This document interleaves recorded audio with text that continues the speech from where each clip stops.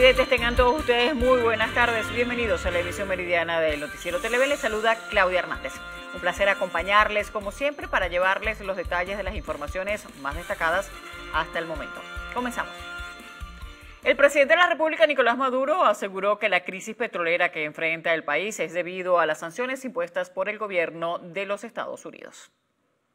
De octubre de 2019 a octubre de 2020 no vendimos ni un barril de petróleo por la persecución petrolera y financiera y comercial del gobierno de Estados Unidos. Y vienen estos a decir, no, la industria está quebrada. Están quebrados ustedes como líderes opositores. Están quebrados ustedes como demagogos. Vayan a decirle eso a la clase obrera petrolera, que está lista y presta para, con la ley antibloqueo, ahora sí, recuperar los mercados petroleros y volver a la producción elevada de petróleo de Venezuela. Maduro aseveró que el bloqueo también afectó la importación y fabricación de los comités locales de abastecimiento y producción para los ciudadanos del país. Nosotros traíamos del exterior, de México, Panamá, Brasil, un aproximado de 6 millones de cajas CLAT full. Cuando digo full, con 24 productos de calidad, y los traíamos del exterior. Y producíamos 6 millones de cajas CLAT en Venezuela, elevando la producción de alimentos. Bueno, el gobierno de Estados Unidos, con la oposición golpista del G4RP de Guaidó, lograron parar la venta de esos 6 millones de cajas de un día para otro. El Ejecutivo afirmó que garantizará y estabilizará el beneficio de alimentación otorgado por el gobierno. Por último, decretó que el Día Nacional de la Alimentación se celebrará a partir de 2021, el 12 de marzo, en homenaje a los CLAP. Luego de 10 años, Estados Unidos nombró un embajador para Venezuela pese a la ruptura de sus relaciones y no tener embajada en Caracas. Sofía Pisani, de nuestra cadena aliada Voz de América, nos ofrece el informe desde Washington. Estados Unidos nombró a su primer embajador para Venezuela luego de una década, a pesar que Estados Unidos no tiene diplomáticos en su embajada de Caracas por la ruptura de relaciones. James Story continuará trabajando desde Bogotá. La nominación de James Story como embajador fue confirmada el miércoles en una votación en el Senado estadounidense. Story, de 50 años y originario de Carolina del Sur, desempeñará un papel clave en conducir la política estadounidense en Venezuela durante la transición del presidente electo Joe Biden. Las relaciones entre las dos naciones tienen un largo y complicado pasado. Estados Unidos y Venezuela no intercambian embajadores desde el 2010, cuando sus lazos empezaron a deteriorarse bajo la administración del presidente Hugo Chávez. La ruptura total de los vínculos diplomáticos se produjo el año pasado con la retirada mutua de representantes, poco después de que Washington respaldara al opositor Juan Guaidó. Desde Washington les informó Sofía Pisani de La Voz de América para el Noticiero Televen. Muchísimas gracias a Sofía Pisani. Y en las últimas 24 horas se han reportado 300 nuevos casos de COVID-19 en el país, elevando la cifra a 98.350, mientras que el número de fallecidos aumentó a 860 luego que 2 personas perdieran la vida a causa de la enfermedad. La vicepresidenta de la República, Delcy Rodríguez, mediante su cuenta oficial en Twitter, informó que 224 de los contagios son comunitarios, mientras que 76 son provenientes de Colombia. Caracas registró 42 de ellos, con casos activos en 13 de las 22 parroquias, seguido de Carabobo con 40, Guárico con 39 y Apure con 28. En el estado Mérida se reportaron 2 fallecidos, de 71 y 38 años. Rodríguez indicó que 93.390 pacientes se han recuperado y 4.100 casos están activos. A más de 8 meses de haberse decretado la pandemia, el mundo supera los 56 millones de casos de coronavirus. De esta cifra se reportan 1.300.000 fallecidos y 36.200.000 recuperados. Oscar Pineda nos amplía la información.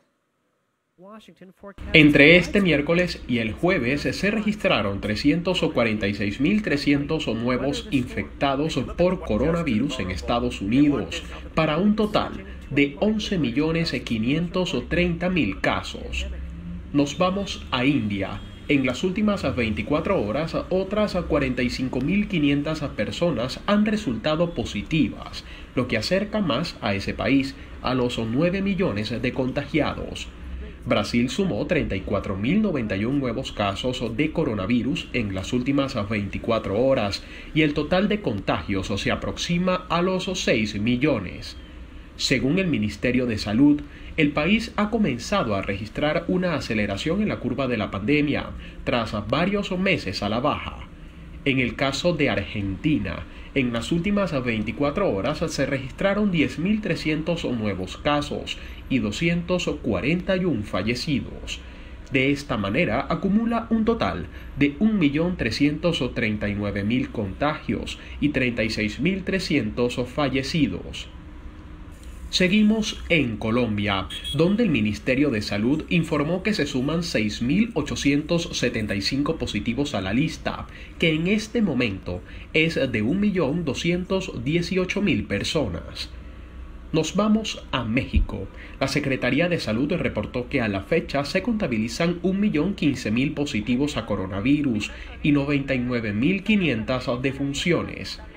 Cerramos nuestro recorrido en Perú para contarles que ese país se acerca a la cifra de 870.000 recuperados, luego de conceder el alta médica a 152 personas. Oscar Pineda, Televen.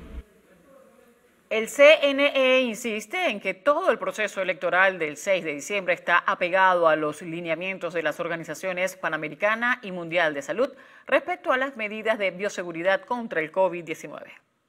Este miércoles, las autoridades del Poder Electoral mostraron a los representantes de la Organización de Naciones Unidas en Venezuela y a miembros de las organizaciones Mundial y Panamericana de la Salud la plataforma electoral y las medidas de bioseguridad que tomarán durante el proceso comicial del 6 de diciembre.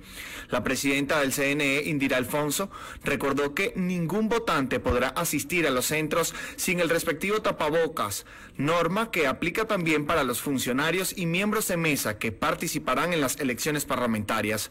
Otra de las reglas del Consejo Nacional Electoral para quienes quieran ejercer el voto es respetar el distanciamiento social, por lo menos 1,5 metros entre cada persona. En otras oportunidades, el CNE ha dicho que los trabajadores del ente comicial tienen la obligación de desinfectar las manos de los electores y los lapiceros que serán utilizados durante el proceso. Harley Monseguilemán, Televen. El secretario general del Partido Soluciones y candidato a la Asamblea Nacional, Claudio Fermín, indicó que la nueva agenda de la Asamblea Nacional debe abordar la crisis social y las distorsiones de la economía venezolana. Llegó la hora de las soluciones, llegó la hora que nos dediquemos con tesón a presentarle al pueblo venezolano resultados. La agenda de la Asamblea Nacional no puede ser de nuevo las diferencias, las venganzas. Eso dejémoslo atrás. Vamos a ocuparnos de los problemas de la gente. El país necesita otra legislación. Se nos fueron 2, 3, 4 millones de venezolanos. No hay estadística cierta. Tenemos una industria petrolera muy abajo, en el piso. Fermín señaló que en estos momentos los sectores populares deben mantenerse unidos para así luchar por nuevas reivindicaciones. Además, realizó un llamado a todos los candidatos a mantener su mirada en el 6 de diciembre para obtener nuevos resultados que permitan un cambio en el país. El Partido Socialista Unido de Venezuela continúa su campaña electoral en las distintas parroquias de Caracas y uno de sus candidatos, Jorge Rodríguez, mencionó que quedan pocos días para que las elecciones parlamentarias se desarrollen y puedan generar un cambio en el país. A 17 días de las elecciones parlamentarias, debo decirles, hermanas y hermanos, que su lucha, que su resistencia, que su fuerza y su valentía ya están dando frutos, porque ya le estamos ganando la batalla a los crueles, que ya empiezan a retroceder. Rodríguez estuvo en la parroquia San Juan y expresó que las próximas elecciones serán un mensaje para el mundo de rectificación y prosperidad para el país. Destacó que el nuevo Parlamento debe convertirse en el núcleo del debate nacional y a su vez dar fortalecimiento a los programas sociales que ofrece el gobierno. Por su parte, en el Estado portugués, el candidato a la Asamblea Nacional, Juan Escalona, mencionó la participación amplia de las mujeres en la campaña electoral tras un acto realizado con el comando de campaña feminista de la entidad.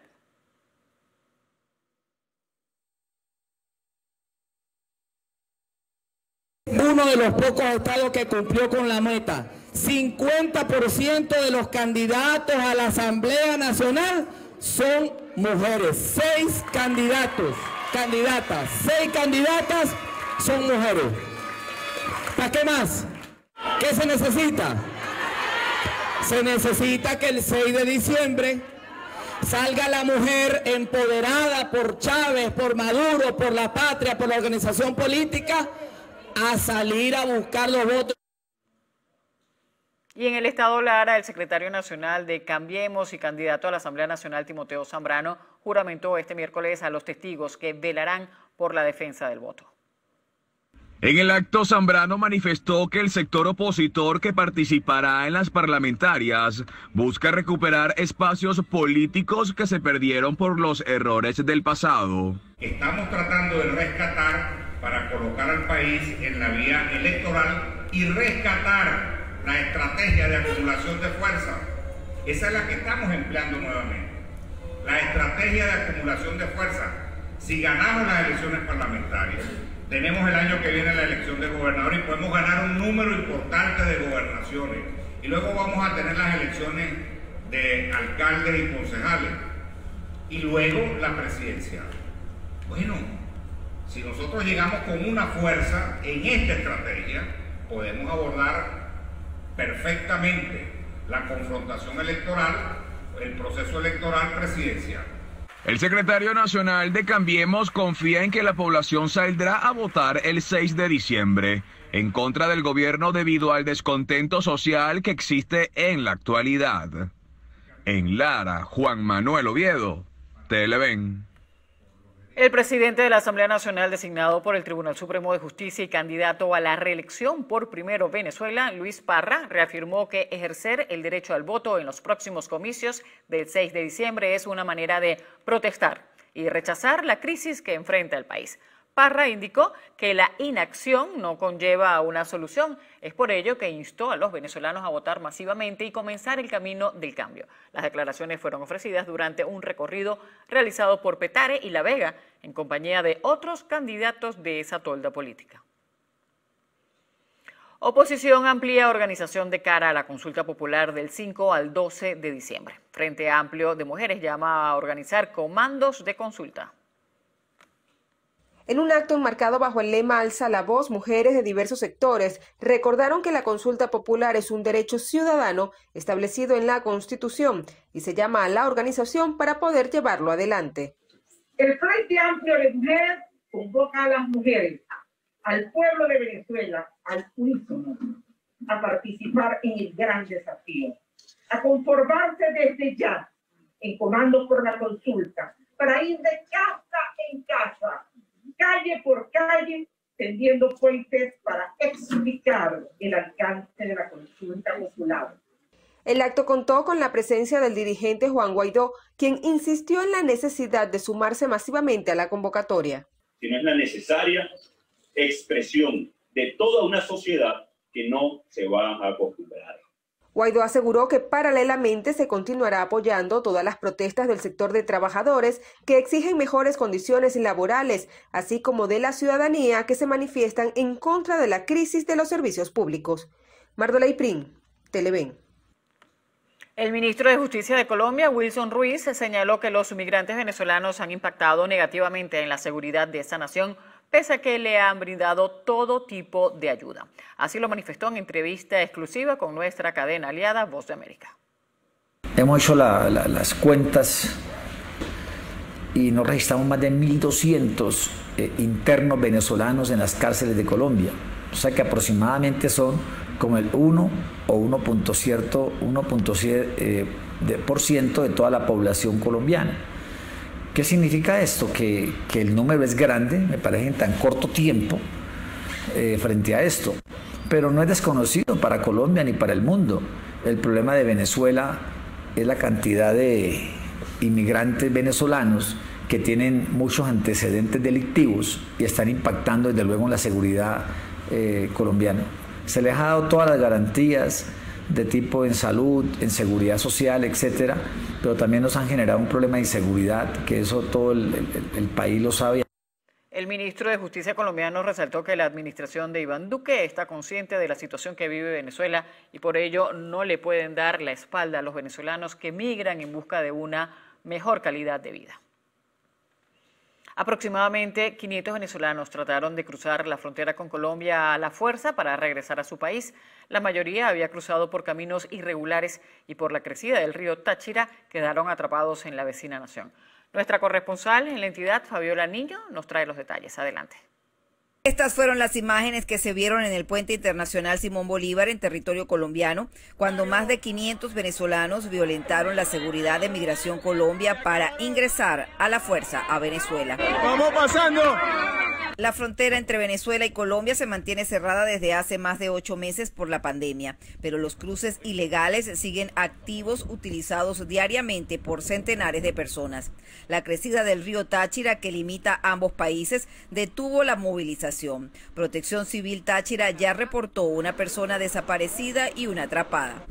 Visualizan a un ciudadano aproximadamente a 100 metros, aguas abajo del río, lo que es el puente Simón Bolívar, que se encontraba atrapado en un islote que se creó en la mitad del río. A los caminantes que vienen al Táchira del centro y oriente de Venezuela, las autoridades les recomiendan no cruzar la frontera en estos momentos de emergencia con la crecida del río Táchira. Le pedimos a toda la población limitarse a pasar por estas trochas, a limitarse a pasar por estos caminos verdes porque arriesgan su vida. En Táchira, Fabiola Niño, Televen. Un inmigrante venezolano que trabaja como repartidor de comida fue víctima de expresiones xenófobas en Perú. Un hombre de origen peruano denigró con groserías a un venezolano que es inmigrante en Lima y que labora como delivery, el cual fue sancionado con una multa de $1.200 y podría enfrentar cargos ante la justicia. El municipio del distrito de Lima de Miraflores procedió a sancionar con 4.300 soles al sujeto. Asimismo, la Procuraduría Municipal pondrá en conocimiento de los hechos a la Fiscalía, lo que podría causar sanciones penales. Así lo informó su alcalde Luis Molina a través de Twitter. Este hecho ocurrió el pasado martes en la entrada de un edificio residencial del distrito turístico de la capital peruana. 4 indígenas Yucba del estado Zulia denunciaron haber sido heridos la noche de este miércoles en Puente Yaguno, aquí en Caracas, luego que cuerpos de seguridad impidieran el paso del grupo étnico hacia Miraflores.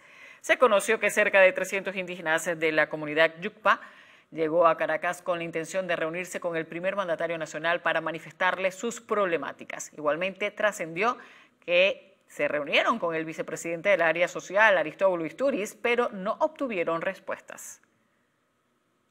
Como parte de la celebración del Día de la Virgen de Chiquinquirá, el cardenal Baltasar Porras aprovechó para pedir por los venezolanos. Que esa oración con tanto cariño que nos une a la Madre del Señor, pues sea la que nos guíe y guíe a nuestro pueblo venezolano en medio de esta pandemia y en medio de la crisis que vivimos. Que en los diversos lugares, cuidándose para poder cuidar donde se celebra su fiesta, donde se saca su imagen en procesión, nos haga a todos y cada uno de nosotros los venezolanos sentirnos hijos de María. Además, el líder religioso felicitó a los devotos de la Chinita con un mensaje publicado en sus redes sociales. Desde hace 311 años se celebra la aparición de la Virgen de Chiquinquirá a una humilde lavandera que la encontró en un pedazo de madera flotando en el lago de Maracaibo. Es momento de hacer nuestra primera pausa en la emisión meridiana del noticiero. Al regreso revisaremos lo que acontece en las regiones.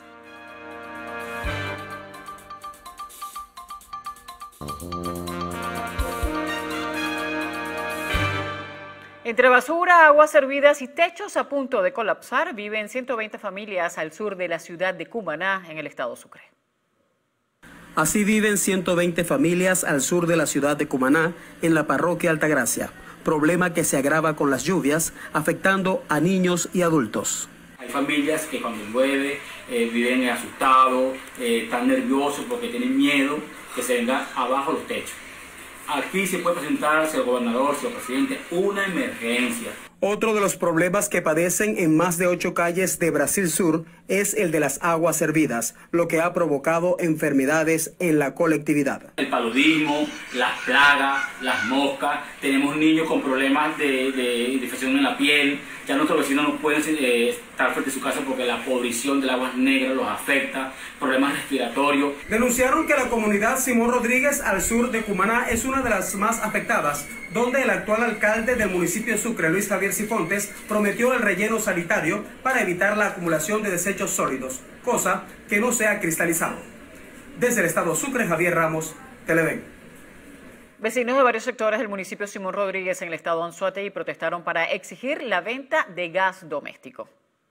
Con sus cilindros vacíos, los vecinos trancaron la carretera La Flin de la ciudad del Tigre, exigiendo que se les recargara de gas, después de más de 5 meses en espera del operativo de venta que les fue prometido periódicamente.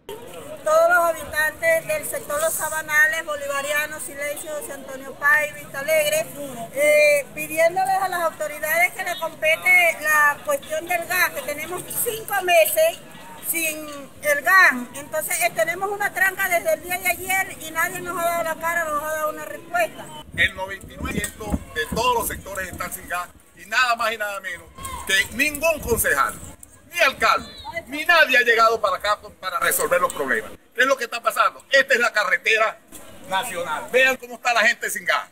La tranca, que se extendió por 7 horas, finalizó cuando el concejal de Simón Rodríguez, Dimas Acosta, acudió al sitio y logró concretar la recarga de 400 cilindros aproximadamente. El martes pasado, una protesta similar también realizaron vecinos del sector Casco Viejo, quienes denunciaron que tienen más de 7 meses sin recibir jornadas de ventas de gas, tiempo que llevan cocinando en leña, lo cual aseguran ha ocasionado enfermedades respiratorias a niños y adultos mayores. Desde la zona sur del estado Anzoátegui, Susana Quijada, Televen. Fue restablecido el tránsito en las poblaciones de Río Claro y Buenavista del estado Lara tras haber quedado incomunicadas debido a los deslizamientos de tierra producto de las lluvias recientes en la entidad. Desde el día de ayer, con las precipitaciones que han generado afectaciones significativas en la vía. Como ustedes pueden ver, tenemos un deslizamiento de tierra que ha afectado el paso de vehículos hacia la parroquia, hacia el pueblo de Buenavista.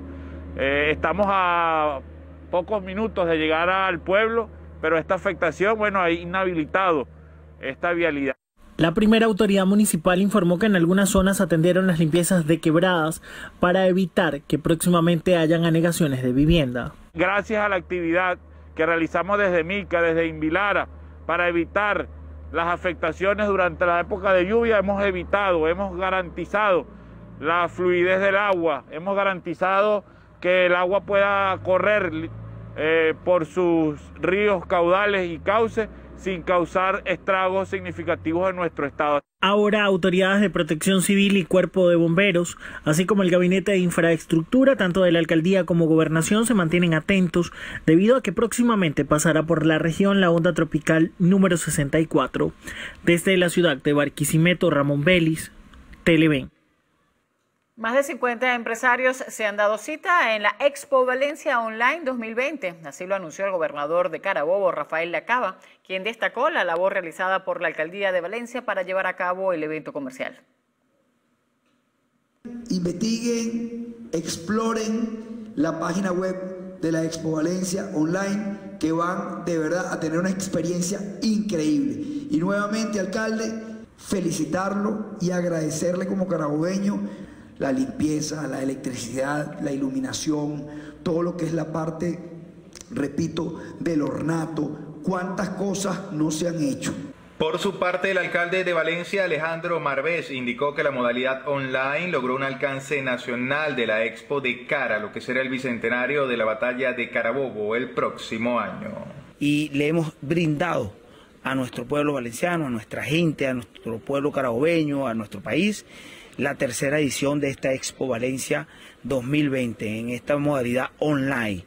Además, en víspera de lo que va a ser el bicentenario de la batalla de Carabobo, que pone a Valencia, que pone a Carabobo en el centro de toda la atención no solamente del país, sino del mundo entero. Desde el estado Carabobo Sandino, Ignacio Yaguare, Televen. Un nuevo módulo de la Policía de Sucre fue inaugurado en la parroquia Petare, así lo informó el alcalde del municipio, José Vicente Rangel Ábalos. Importante trabajo de rehabilitación que ha hecho la misma Policía de Sucre con su personal, con sus ayudantes, para darle seguridad a todo este sector con los funcionarios que van a prestar el servicio aquí. Hemos tenido una preocupación en aumentar el número de módulos para el servicio policial en todo el territorio de Sucre, aumentar el número de funcionarios y con eso hemos logrado importantísimos avances en la seguridad de nuestro territorio. El alcalde aseguró que con esta inauguración los vecinos de la comunidad se sentirán seguros y protegidos por la labor de los funcionarios en la zona. Hacemos una nueva pausa en la emisión meridiana del noticiero. Al regreso, Ramón Vélez conversará con William Hill, candidato a la Asamblea Nacional por el PSUV en el estado Lara. Recuerden que el equilibrio en la información es su mejor opción.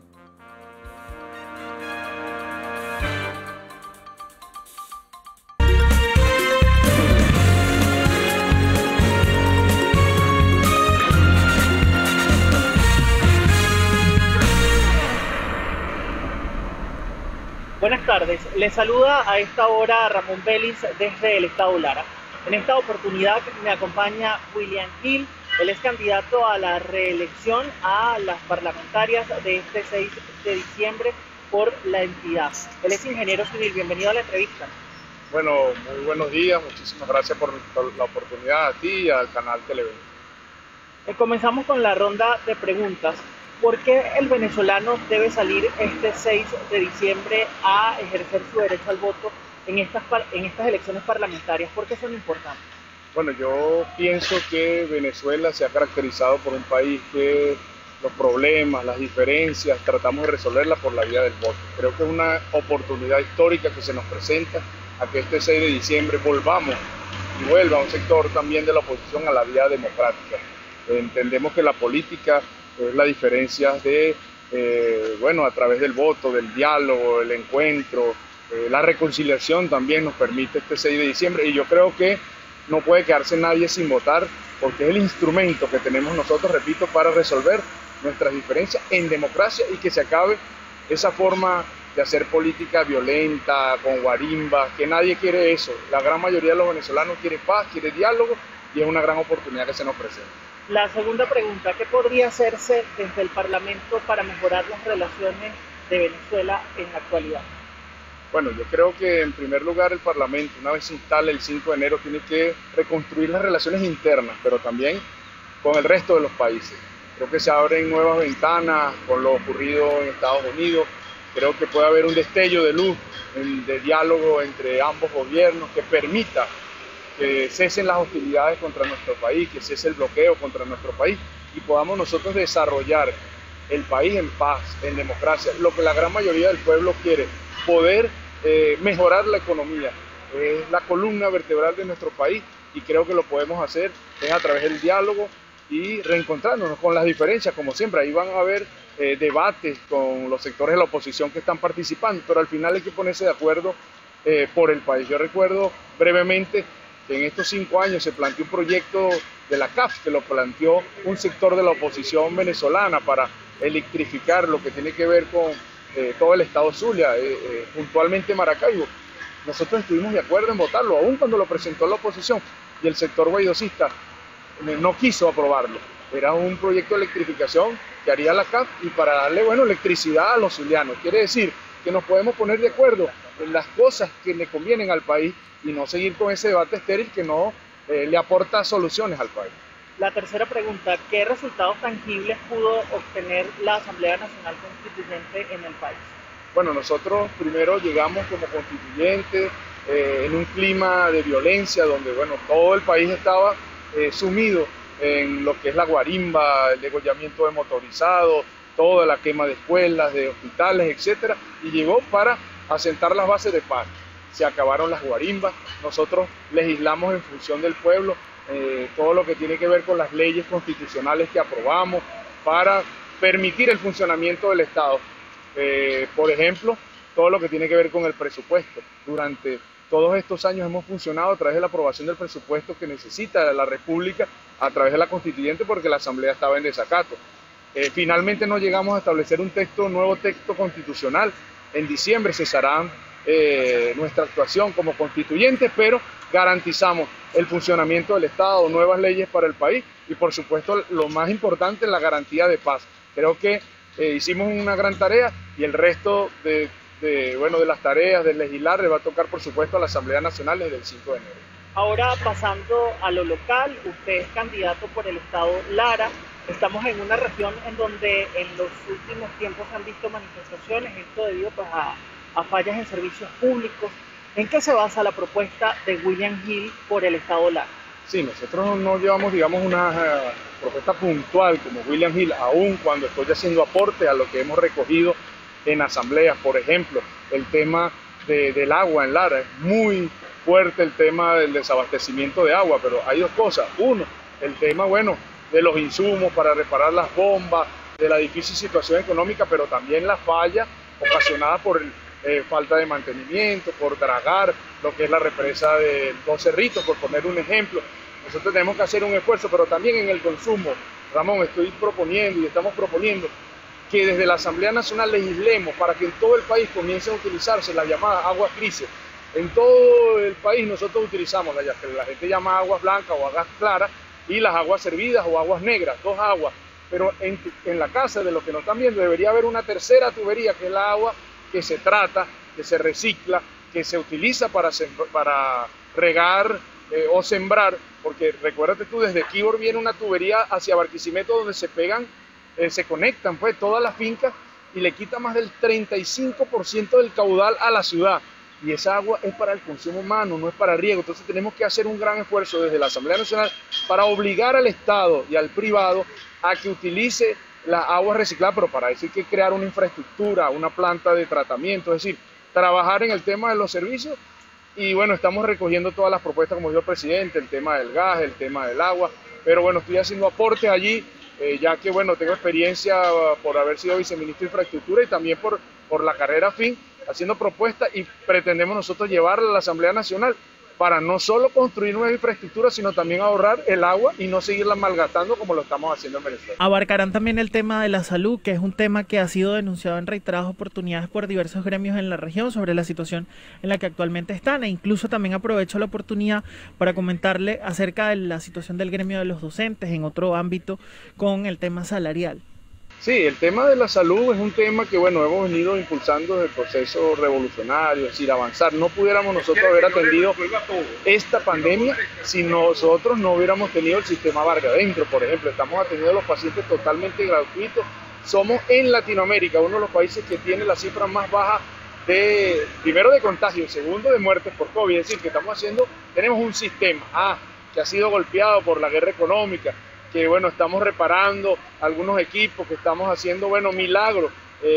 La protectora del Estado nos decía en estos días, Carmen Meléndez, que ha tenido que hacer no sabe cuántas cosas para traer insumos. ¿Por qué? Porque si la gobernación quiere comprar un insumo, lo bloquean porque es del Estado, entonces tiene que acudir a un privado y ese privado va fuera del país y entonces hay como una triangulación, pasa por muchas manos, llegan los insumos muchísimo más caros porque estamos bloqueados. Entonces el tema de los insumos pasa por el tema del bloqueo. El tema del mantenimiento, se está haciendo un gran esfuerzo en el sistema de salud. Repito, no hubiera sido posible atender esta pandemia si no tuviéramos nosotros un sistema que está golpeado, sí, repito, que tenemos que mejorarlo, pero para eso el presidente, ha diseñado con todo su equipo la ley antibloqueo que nos permitirá proteger a ese empresario que trae productos de afuera, tener una confidencialidad para que no lo bloqueen y poder nosotros importar lo que Venezuela necesita en materia de salud.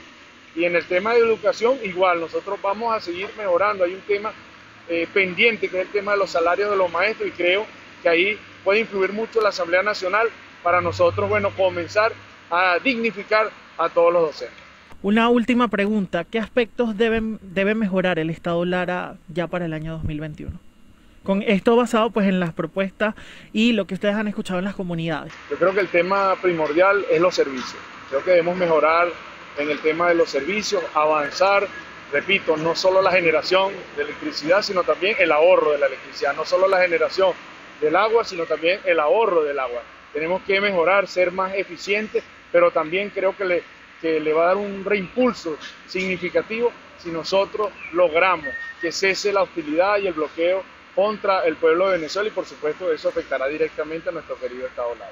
Bien, muchísimas gracias a William Gil, él es candidato a voto lista por el Estado Lara para estas elecciones parlamentarias. Momento de una nueva pausa en la emisión meridiana del noticiero y al regreso continúen ustedes con más desde el estudio.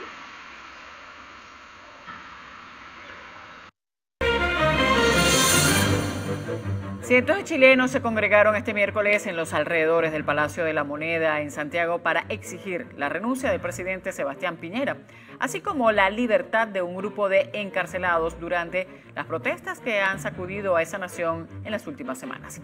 Los carabineros dispersaron gases y chorros de agua contra los manifestantes, algunos de los cuales lanzaron piedras a los agentes. La movilización se realizó 3 semanas después de que la abrumadora mayoría de los chilenos se pronunciara a favor de reformar la Constitución llegada por la dictadura de Augusto Pinochet, a la que consideran el germen de la desigualdad social. Nos trasladamos a Perú, donde el nuevo presidente Francisco Sagasti designó este miércoles a los ministros de su nuevo gabinete, que estará encabezado por una abogada feminista y que incluye a 2 ex colaboradores del destituido Martín Vizcarra y a la primera mujer titular de defensa. La nueva jefa es la abogada Violeta Bermúdez, de 59 años, una experta en temas constitucionales y de género, quien junto a los nuevos 18 ministros deberán comparecer ante el Congreso para recibir un voto de confianza y así iniciar formalmente sus funciones. El huracán y luego tormenta tropical Iota se disipaba sobre El Salvador después de dejar 38 fallecidos, grandes inundaciones y daños a la infraestructura vial de varios países de la región. Hasta este miércoles en Nicaragua, las autoridades contabilizaron hasta el atardecer la muerte de 16 personas. En Honduras dejó 14 fallecidos y más de 357.339 personas afectadas. A su paso por el archipiélago colombiano de San Andrés, Providencia y Santa Catalina, Iota dejó al menos 2 fallecidos y otros 2 en Guatemala, 1 en Panamá y otro en El Salvador.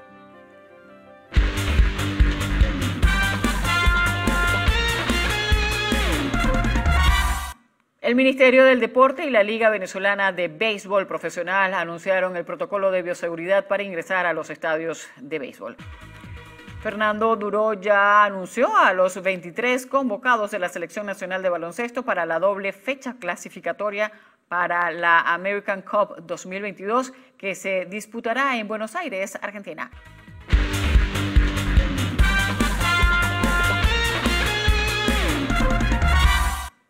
En la próxima parte no se pierdan lo actual.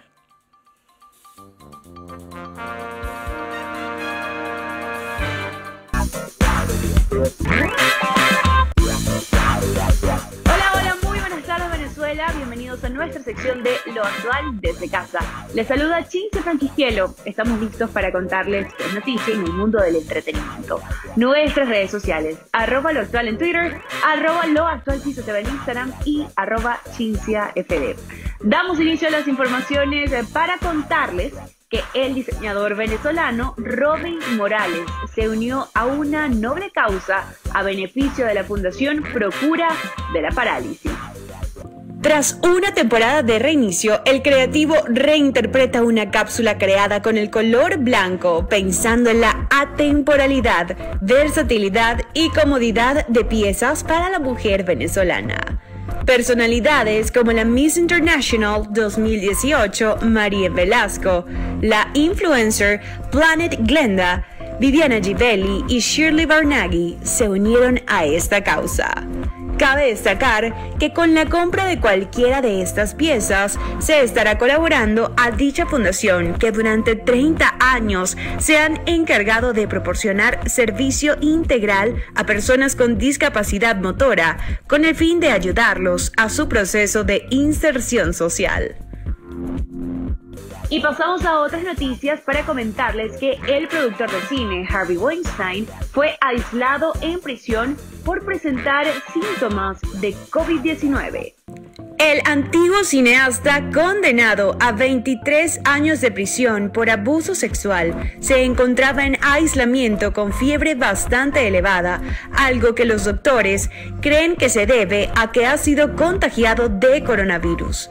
De acuerdo con el medio de entretenimiento TMZ, Weinstein no está en buenas condiciones y sufre de varios síntomas, algunos de los cuales, insiste el medio, apuntan a una infección por coronavirus. Diversas fuentes señalan que se le ha efectuado la prueba de COVID-19 al que fuera una de las figuras más poderosas de Hollywood y que aún están esperando los resultados.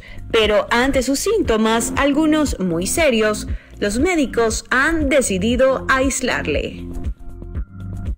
En materia musical, les comentamos que RBD presentó su esperado nuevo sencillo titulado Siempre he estado aquí. Por primera vez en 12 años, la agrupación mexicana que marcó a más de una generación estrenó su nuevo sencillo titulado Siempre he estado aquí en todas las plataformas digitales.